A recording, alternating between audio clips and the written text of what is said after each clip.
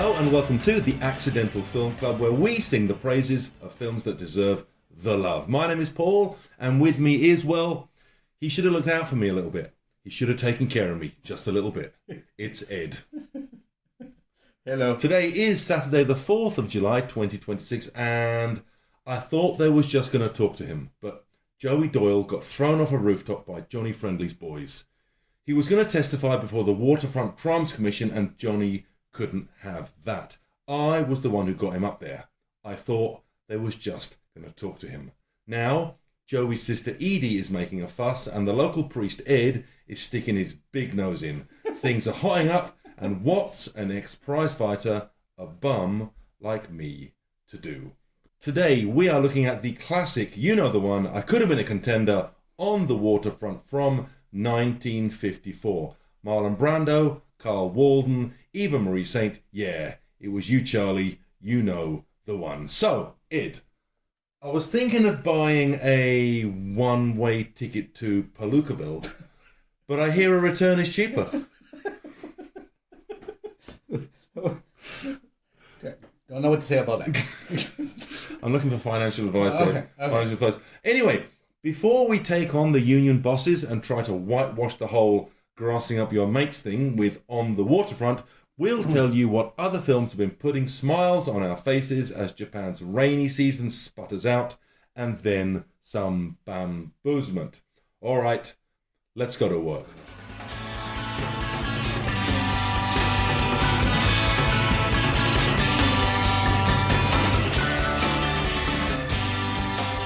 Well, the rainy season hasn't been too bad this year, but hopefully it rained enough to keep you indoors. Man, like someone spray water outside. I'm inside, my friend. I'll get the hose out. Yes. This week, for me, I watched, get ready, Twilight of the Warriors, Walled In from 2024. Twilight of the Warriors Walled In. That's a terrible title for presumably a good movie. It is, exactly. Exactly. Sorry, I want to say that quickly. Exactly, yes. I mean, I don't know the original Cantonese title. Oh, it's Chinese film. Yes. Okay. Yes. The story goes, in a flashback that's very heavy on exposition and light on action, unfortunately, a big battle between two Hong Kong crime factions goes down. I mean, think like the prologue of all those Lord of the Rings movies, where they show you enough to be interested. So you kind of get the gist, right? You see, like, okay, there's betrayal, death. One side is victorious, and they divvy up the turf. The triads take the city, and the legendary, wait for it, Cyclone, who killed the king of killers, is the keeper of Kowloon, the walled city. Kowloon. Yes. I'm not sure. Maybe it's a different city. I'm not sure. Maybe, but Kowloon is a place in Hong Kong. Yes, okay. Kowloon? If it's the same place, there is a place in Hong Kong called Kowloon. Yes. Okay. Home to the poor and undesirable, okay? Yeah, I suppose. Well, at least in this flashback case. Yes, of course. We're talking about the flashback, okay? The walled city is another character in this movie. Think it. Blade Runner meets the Brazilian favelas. Wow. Yes, it's something to behold. The sets are jaw-dropping amazing. You got, alleys, you got stairways, wires, and cables everywhere. There is no logic, but anyways, I don't think they were going for that, okay? It looks so damn cool. Okay, they jump to the present, which is the 1980s, and Hong Kong has been flooded with refugees and immigrants. Cheang is one such refugee, fresh off the boat and already in trouble. Oh. He gets into trouble with Mr. Big. By the nickname, you can mess with this guy. Okay. Sorry, Mr. Big in this film is actually called Mr. Big. Exactly. I like it. Yes. There's a very cool introductory fight followed by a chase which leads, inside the walled city. Of course. That walled city where no triad should ever step foot in it. Oh, guess what happens? Inadvertently, okay, Cyclone ends up taking the refugee, Zhang Luquan, under his wing. Of course, this stranger will get into trouble again, and we're going to have more amazing fights. I haven't been following recent Chinese action movies, so I didn't recognize most of the faces. There's going to be one that everybody's going to recognize for sure. You used to be big into that stuff. Yes, but recently, not really, okay? But this feels fresh and brutal, but at the same time, tipping their hat at those classics 80s flicks that I loved.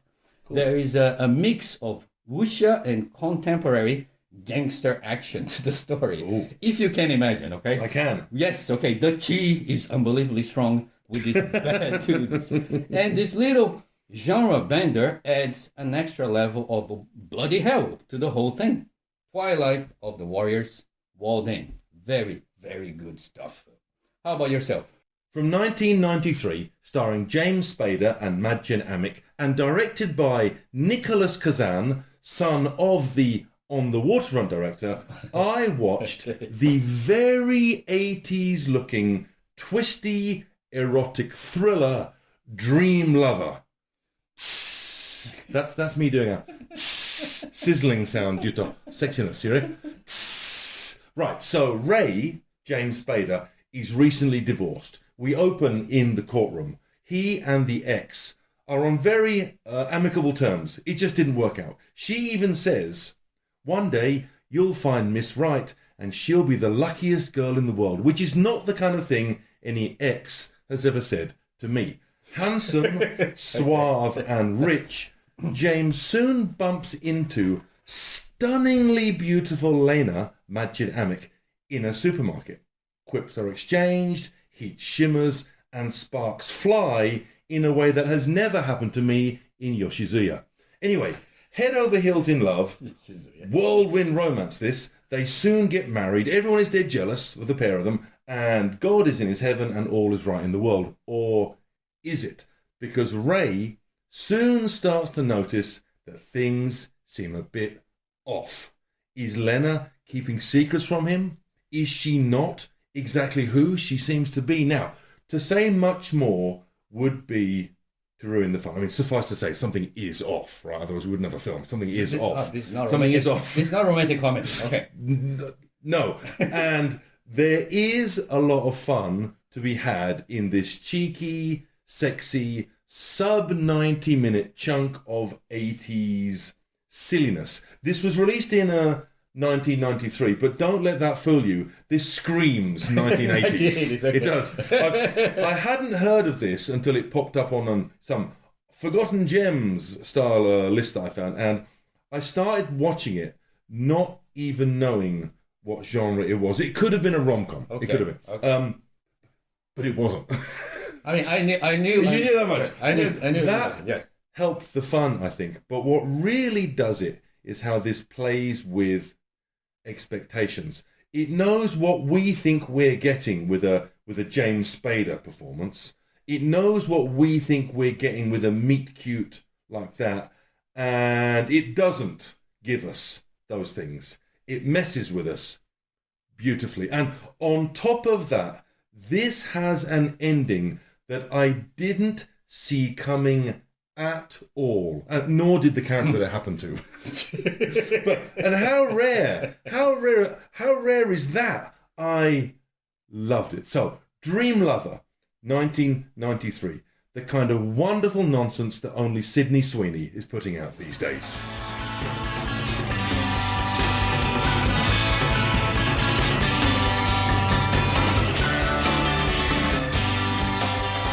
This could be the beginning of a beautiful friendship. Frankly, my dear, I don't give a damn, and I could have been a contender.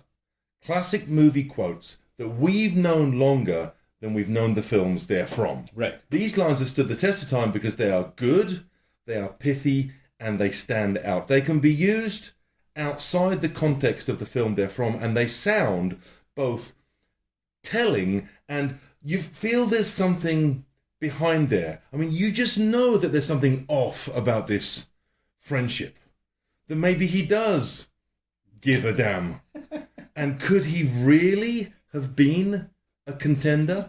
Today we are talking about 1954's On the Waterfront by Nicholas Kazan's dad, whose name I forget.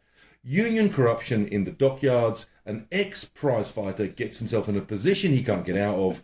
may have to cross his brother, falls in love with the wrong girl, and things come to a head. Yes, this is the, I'm going to do it, Ed, I'm going to lance the boil. This is the, it was you, Charlie, it was you. What do I get? A one-way ticket to Palookaville. You should have looked out for me a little bit.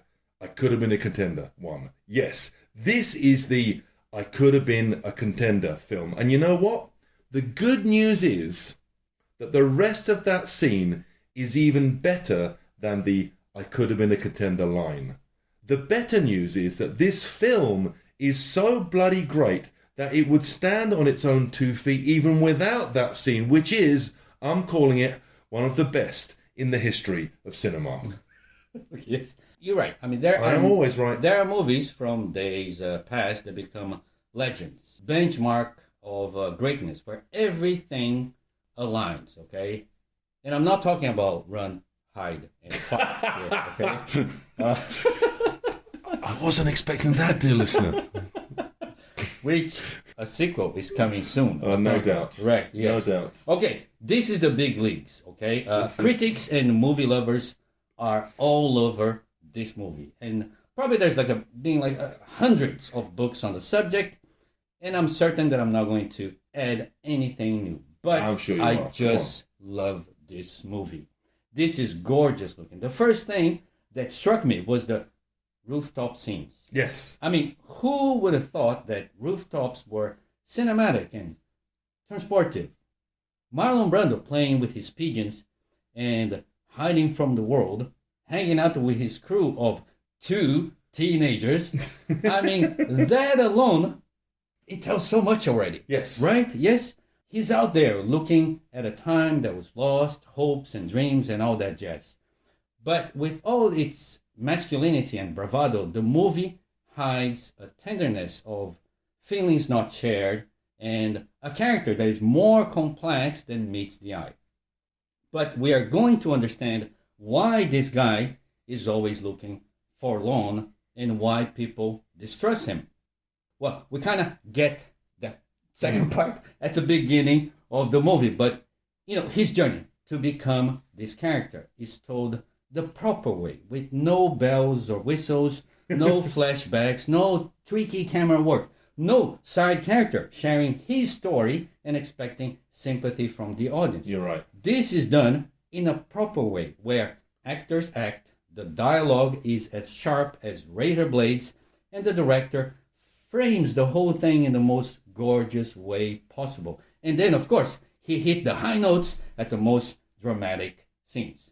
The proper way, I said. You're right. It was decided back in the day that Marlon Brando was the greatest actor of his generation. This was back before Ed and I had a say in these things. Now, I like nothing more than disagreeing with people and coming over all contrary, but have you seen him in this? Right. Sweet Jesus, he's You're right. good. The contender scene comes near the end of the second act, but long before that, well, right, first scene, dockyard, men coming off shift. His is the first face we get a good look at. What a face. And there are some faces in this. And very soon, we get the inciting incident of the whole film.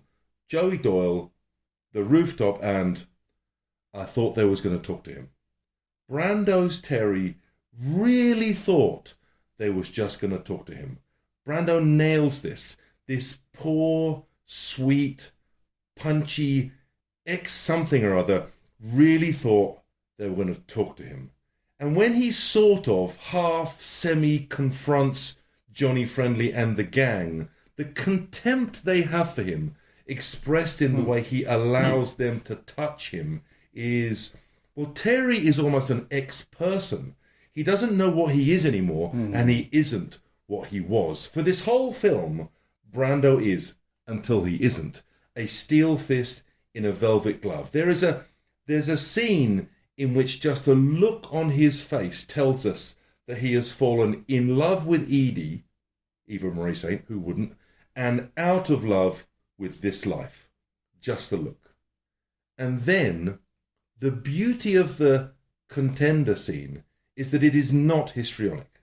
It looks understated while being a real gut punch. This is a man who doesn't shout, screaming on the inside.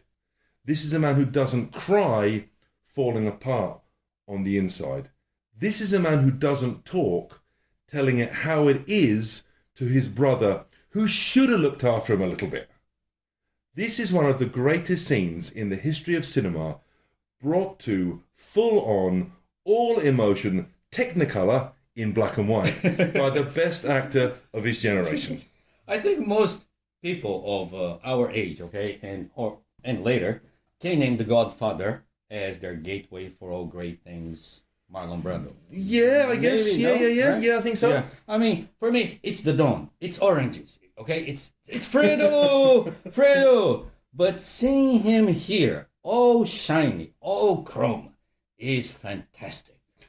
I mean, brute and vulnerable. Okay, gorgeous and terrifying. I mean, no wonder he was revered by other great actors. No wonder other actors tried to be him, or maybe they're trying to be Terry Malloy in a way, right? Oh. Sylvester Stallone in Rocky. It's going for it. Well, think about it. Okay, like I mean, this character. Okay, absolutely. It is Absolutely. Rocky, right? I mean, James Dean in all his movies, you know. Right. Right? And Ben Stiller in Simple Jack, right? Come on, man. Oh, hold on. Let's go back to the Mad Max references. I was having more fun there. Okay. All these actors, amazing work. But seeing the real deal, seeing Marlon Brando is something else. Terry Malloy could have been another underdog with baggage character, but Brando transforms him into something else. A human being, you know, changing right in front of your eyes. A punching bag for all. A bum who wants to change. But, okay, yes, Marlon Brando is the bee's knees here, but he had help from, you know... Oh, yeah, this is not a one-man show. From some good people, I think, right? Yeah. I mean, Lee J. Cobb as Johnny Friendly is a frigging monster here. He's got an unfiltered hunger for power. But he doesn't go over the fence and create something too outlandish that becomes a caricature. Sure, big and bold and chewing up the scenery, but grounded somewhat in that sort of like small-time hoodlum mindset that's kind of recognizable. Rod Steiger, he always surprised me. One, because I never recognized him in any movies. He's a chameleon. I mean, I don't know what it is, me and him. I mean, halfway through the movie, I thought, man, that brother's really cooking, man. That brother is good, man. What an actor. I mean, going toe-to-toe with all these guys here. He's getting louder and louder than Lee J. Cobb, okay? I mean, I loved him. You know, like, I love the way he can transform. But, okay, Carl Malden, I mean, man, oh man. The priest that you wish existed in your little parish. I don't know. This priest has some funny ideas. This priest has some funny, unpriestly ideas. Tough, straight as an arrow, and with that, you know, holy fire shooting through his eyeballs. And his nose, and his nostrils. Give me a beer. Okay. Okay, this year, the Oscars just added Best Cast as a category. Right? Okay, I don't know what that really means, but... but you're going to run with it. But yes, but now, the casting of supporting faces for On the Waterfront deserve an Oscar, I think. Yes, okay? There are some faces. It's like Norman Rockwell and Frank Miller made a bunch of memorable-looking babies, and they end up working for Johnny Friendly. Some of the decisions made by Nicholas Kazan's dad here are beautiful. Two explosive exchanges are... Well, right, first, Terry is convinced by this priest, very unpriestly behaviour, ask me, to tell what he knows to Edie. Now, this is going to be a bombshell. Terry gets her to this hard-scrabble beach type place, and a passing ship's horn obscures his words. We see his hair in the wind, her all distraught, his pleading reaction, but we don't get the words. We get the horn. And then, when Terry testifies in front of the Waterfront Crimes Commission, bit on the nose that, the big cheese, bigger than Johnny Friendly, with whom we're watching, well, he turns the telly off. He's not happy. He's not got the horn, and we are not going to hear what Terry says or doesn't say. This is perfect. I mean, how could what is said possibly be as good as what we imagine they might say? I mean, don't show them the shark too soon, right? And when we do get to see the shark, well, there's this I could have been a Contender scene you might have heard of. Speaking of holding back, for a film about an ex-boxer who we're waiting to explode, Right. the first boxer's punch occurs on 52 minutes. That's a wait, isn't it? And the best punch thrown in this, it's amazing how loads of non-boxer types get to lay one on Terry in this film, really. But the best punch thrown in this is by the priest. Yes. Pow! He lays Terry out. I mean, I told you there was something off about this bloke. On the Waterfront's dialogue is beautifully written. I mean, I choose quotes from the films we do to stick in the title, right? And to quote at the end, and to mess Ed about with. And for the title of this, I was spoilt for choice. I mean, maybe he could sing, but he couldn't fly. Right.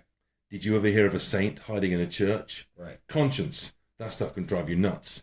But I am not nuts. Sometimes you can try too hard to be clever. I went with, I could have been a Contender, because like I said, it's maybe the greatest line in one of the greatest scenes in the history of cinema. The killer line, though, and it doesn't work out of context, it doesn't get quite as much.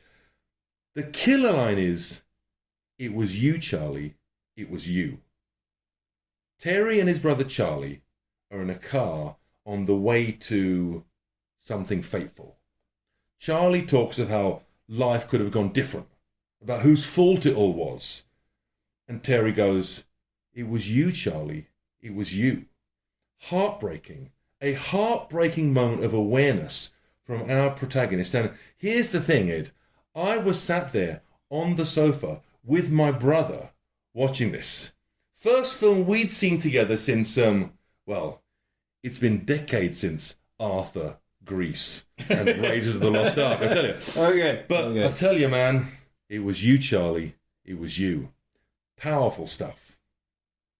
I agree, man. Like, I mean, yes. Let's change gears here. John Ford. He's good. Yes. John Ford's The Searchers. That is a film. John Ford, The Searchers is up there as my all-time favorite movies. The reasons have varied and changed over the years because I think I have become a better viewer. Okay. It took me a long time to realize it was just not a great Western. It's a great movie. Okay. And this is my third viewing of On the Waterfront. Okay. Okay.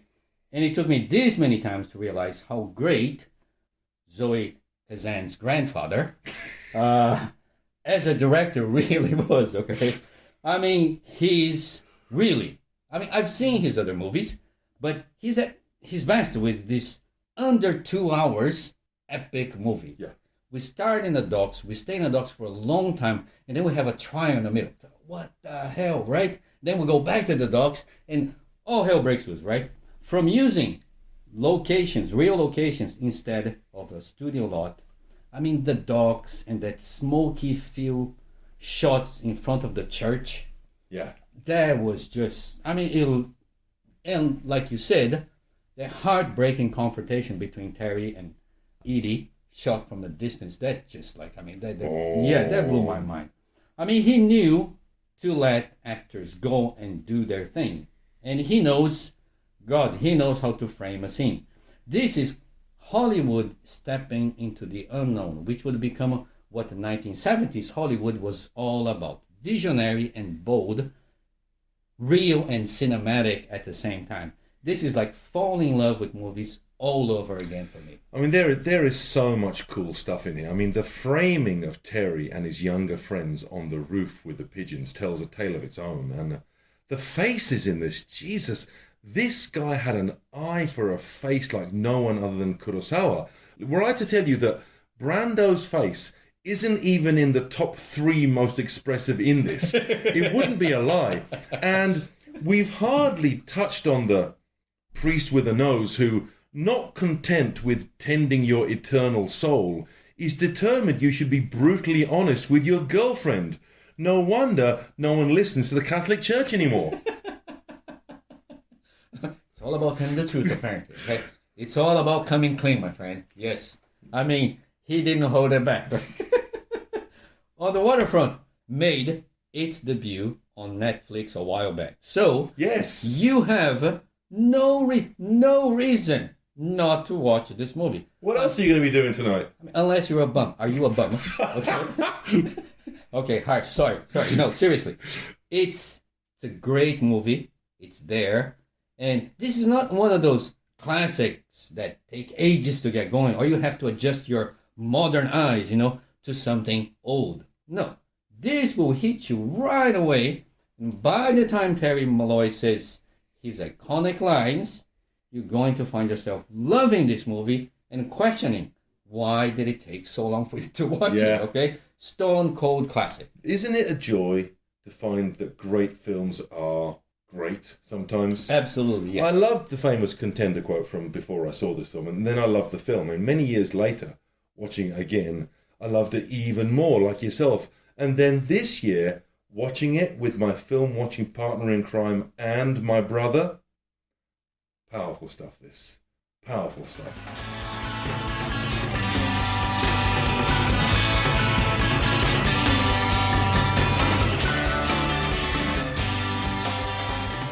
So it's my turn to hoodwink you. Hoodwink? Yes. That's worse than bamboozling. Oh, is it? It Okay. is. I'm just saying words, my friend. Hoodwink has a certain nuance of malice. There is no malice of forethought. There is no unpleasantness here. Oh, good. Okay. It's an easy game. Okay. I like easy. Very easy game. I will feed you parts of the plot, and okay, I mean, if you're a bum, I'll give you the cast as well, okay? Okay. And help you guess the correct title of the movie. Okay. Sounds fair. Sounds easy. I didn't say it sounds easy, but it sounds fair. The name of the game is gonna come out later, and everything is gonna tidy up, nice ribbon, and all that shit. One can but dream. Okay, all right. Okay, all right. The first part of the plot. The dudest of dudes Okay. go on vacation with his wife. But the wife's insufferable friend shows up and basically ruins everything.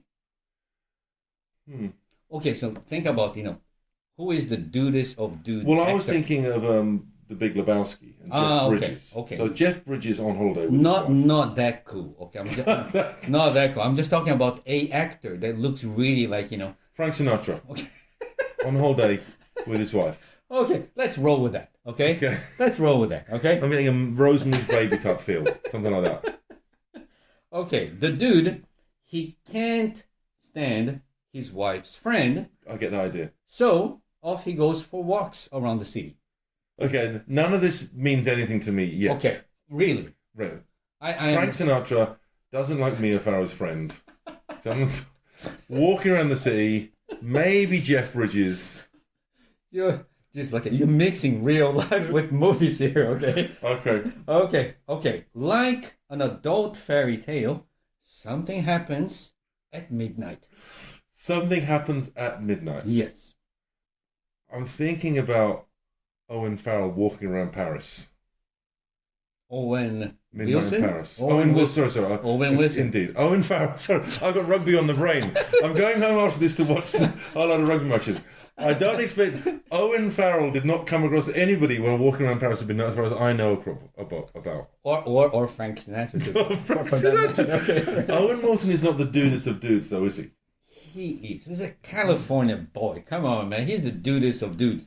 Okay, yes, you're right. Oh, is it Midnight in Paris? It is Midnight in Paris. Oh, my. Yes. You went with Owen Wilson as the dudest of dudes. The way he talks. I suppose you did the dude talk. Hey, mate, dude. Come on, yes. Hemingway, he read my book. He liked it. Sorry, you're not selling it, are you? I've seen and I like that film. Yes, you did. Okay, now let's go to the next one, okay? Okay. Next one. Are you ready? Dudest of dudes. Next one. Okay, next one. Loser husband / dad. Loser husband / dad. Okay. / dad, yes. Just try to exist inside a family that hates him. Wow. A bit dark. bit That dark. is dark. That is a bit dark. Yes, yes. I'm thinking Married with Children, but we're not doing TV here, are we? We're doing films, so nothing's hitting me yet. Yes, okay. So, next part, okay? Loser husband / dad is laid off, and he buys a 1970 Pontiac Firebird. See, now, I'm sure for all you car lovers out there, that's a killer of a hint. But I know nothing about cars and care even less. Is it Christine? See, That's a different kind of car, obviously. that's- People who would know. Yes, it's not a Firebird, that one. No, sorry. No, that's okay, but that's good. Thank you. I don't even know the Car and the Christine. car. Yes. That's a good film. There's more. That's sure there that's a very good film. I mean, better than the Frank Sinatra Mia Farrow one. The Frank That- Sinatra, that doesn't Mia Farrow exist. walking around That film. doesn't exist. Okay. Loser husband / dad masturbates in a shower. Oh, be dad. This is American Beauty. It's American Beauty. Now, I Exactly. think it's the only film I know of that features a man masturbating in the shower. And that's the highlight. good thing. That's the highlight of my day. That's the highlight of his day. It is. Yes. Okay. I saw that quite recently. Yeah. Cool. Okay, we've got Midnight in Paris, American Beauty, and the next one. I'm okay. desperately trying to link these to On the Waterfront. I'm doing it in my head. Here we go. The next one. Neglected boy wants out of his female-centric home to go to military school. Oh. In most films I know about boys not wanting to go to military school. Oh, I mean, There are lots of those. this silly boy, he wants to go to military wants to school. go, okay. I mean, that's how bad it is with his family. Okay. I can't think of it. Okay. Yet. He's not the sharpest, so he needs someone to help him with his grades, like a teacher. It's looking at me like that's supposed to be a killer hint, a bit like the type of the car. I know. Like, I mean, yes. Okay. Kid wants to get out of his female-centric family, wants to go to military school, but he's a bit of a doofus, so he's got a teacher to help him. Yes. Still not ringing any bells. Okay, that's fair enough. No problem. Okay, all right. He approaches creepy neighbor who's a former teacher. See, all the teacher films I'm thinking of, like Probably you're thinking about, like Tom Berenger in the Principal. I wasn't thinking of that. I think Dangerous Minds sprang to mind. Okay. Michelle Yeah. Pfeiffer. That was Yeah. Good Will Hunting. Coolio. That was okay, all right. Yes. I don't remember it that well. I'm thinking of To Sir with Love and things like that. Okay. I'm going old school. No, that's But no, it's none of those, is it? none of those. No. No. Okay, all right. Okay. Let's go with the Bad teacher. Well, I mean, okay. Creepy. Have you seen that? Creep. Yes. Oh, be dead. No Cameron Diaz here, unfortunately. Okay. If Karen Diaz was the creepy next door neighbor who used to be a teacher, that would be she'd be an interesting person to approach for help. Okay. Yes. Okay. And Frank Sinatra. Okay. Okay. Creepy neighbor with messed up face, Ooh. all burned and stuff. Oh, be dead. Introduce him to Shakespeare, and the boy becomes what? A better person, a better man.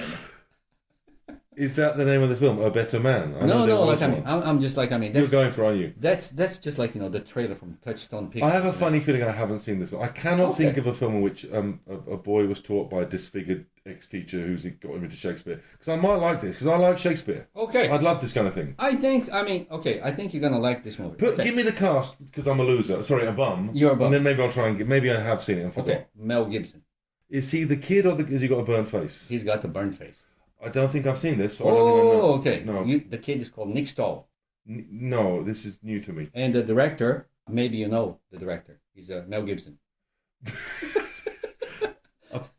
Sorry, is that the plot to Apocalypto? This Passion is of the Christ. this is Mel Gibson's directorial debut, The Man Without a Face. No, I haven't seen this. You haven't seen this, okay? All right. No. Okay, all right. So Is it good? well, it's here. Of course, it's good. That's no guarantee, Ed. That's no guarantee. There is Shakespeare. I mean, messed up face. Shakespeare. Kid. Come on. Okay, I get it. It's something I should watch, right? Okay, so, right. I mean, think. Okay? Think like if Sidney Poitier had a messed up face Right. and he was teaching those kids. Well, Sidney Poitier didn't need a messed up face to be a good teacher. But if he did, he would be way better. All the girls fell in love with him. Have you seen? Yeah, anyway. If Michelle Pfeiffer had a messed up face. Michelle Pfeiffer has a lovely face. Let's not think about it being messed up. Okay. Okay. So I wonder, as you noticed, we got some names here connected to all these movies. Okay, Midnight in Paris, American Beauty, The Man Without a Face. That they're a touch controversial nowadays. Okay. Oh, so right, Kevin Spacey, Mel Gibson, and what was Midnight in Paris. Woody Allen? Woody Allen. Yes. These are all Yes. considered verboten. Yes. So just like Nicholas Kazan's dad, or. Zoe Kazan's grandfather. Exactly. So The man whose name shall not be spoken on this podcast. that's what we did. I mean, the only reason we're not saying his name is just that because we don't know how to pronounce it. Oh my word! Many things said in jest. I'm not sure which way to pronounce that name. Ask Nicholas. His son Nicholas knows how to say it. Point of this game is that we are here for movies, not who they are when they're not making movies. With that said, okay, I mean, any thoughts on Midnight in Paris and American Beauty? I can give you my thoughts on the Man Without a Face because Tell me about Man Without a Face. So The Man Without a Face, it's a great Sunday afternoon, a little bit better than a Sunday afternoon drama, with the story of this Mel Gibson plays a character obviously with a past, and he's supposed to be set like in the 1970s or something like that. Small town. There's a lot of judgment because of this guy. One, he's disfigured and everything, and there's a rumor that he has a troubled past. Uh-huh. So he's a loner. But Nick Stahl comes in and just kind of breaks into his wall, and they form a really great sort of like a friendship of a teacher and student. And it develops really, really well. It's really well done. Okay. But again, it's like you have that sort of like Sunday afternoon vibe, but it touches on some very uncomfortable issues that it's kind of like rarely spoken. But he does. Mel Gibson does an amazing job as a first-time director. It feels very good. It's very well done as well. It's not the best movie out there, but still. It's something worth looking at for someone who has done, like you said, Apocalypto, who did Braveheart, who did The Passion of the Christ and all that. Him. Okay, well, I'm not sure I'm convinced I'm going to bother watching that, but if it cropped up on telly, I might record it and give it a go one night. But it's not that appealing, frankly. Okay, that's okay. Midnight in Paris, I think, is one of the better of the latter-day Woody Allen films. And obviously his peak. The peak ones are all absolutely fantastic, and there was a fall off, and we'll sort of give up in a while. And I suppose if you like them, you can like some of them.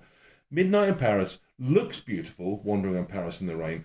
I think my abiding impression of Midnight in Paris is the casting is really weird of all the literary figures that Owen Wilson bumps into. I mean, Owen Farrell just didn't fit in there at all. It's not funny because you don't know who Owen Farrell is. No, I don't know. Is he like Neymar's friend? No, he's an England player. American Beauty, I watched relatively recently, and I liked it. I think it's gone down as one of those films that everyone's a bit embarrassed about how well it did, and now we're all supposed to think it was a bit rubbish. I don't think it is rubbish. I think it's a pretty good film. But what remains with me most from American Beauty is when he talks about he wants a job with no responsibility whatsoever. He wants to work, serving hamburgers is the best job he has. Yes. And I remember I used to deliver pizzas on the back of my own motorbike after school when I was a teenager. That's the best job I ever had. If I could live on that, I'd do that now instead of the things that I have to face on a Monday morning. I'd like to face pizzas. Yes, I mean, I think I remember American Beauty and still seen it a couple years back and still love it. I like it a lot. It's just the dialogue is so sharp, it's so funny. Yeah. Yeah, man, Kevin Spacey's just he's gold on screen in that movie. He's really, really good. But Midnight in Paris, I agree with you. Woody Allen he definitely had his the canon, the stuff that we really love, and then there was a dip, and then Midnight in Paris. I think it is a fairy tale for adults in a way. Of going on this journey and just go with this character, and it's just amazing. It's great. Even if Frank Sinatra doesn't appear in the or Mia Farrow walking in the streets of Paris. Mia Farrow appearing would be even stranger in a latter-day Woody Allen film.